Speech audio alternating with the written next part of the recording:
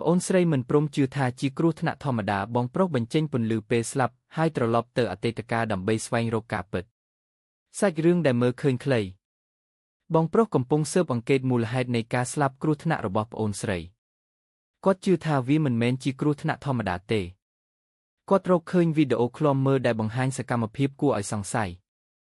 មានតួអង្គស្លៀកខោអាវខ្មៅពាក់ម៉ាស់អាថ៌កំបាំងដែលតាក់ទងនឹងរឿងនេះមានករណីស្លាប់ឬគ្រោះថ្នាក់អាថ៌កំបាំងមួយកើតឡើងលើប្អូនស្រី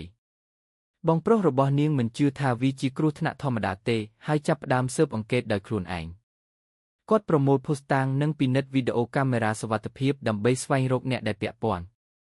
ការស៊ើបអង្កេតនាំឲ្យគាត់រកឃើញថាមានមនុស្សអាថ៌កំបាំងនិងផែនការលាក់បាំងនៅពីក្រោយហេតុការណ៍នេះនៅពេលការពិតចាប់ផ្ដើមលេចចេញគាត់ត្រូវប្រឈមមុខនឹងគ្រោះថ្នាក់និងការតាមសម្លាប់ពីអ្នកដែលចង់លាក់ការពិតចុងក្រោយគាត់ព្យាយាមបង្ហាញការពិតនិងរកយុត្តិធម៌ឲ្យប្អូនស្រីរបស់ខ្លួនមានករណីស្លាប់ឬគ្រោះថ្នាក់អាថ៌កំបាំងមួយកើតឡើងលើប្អូនស្រី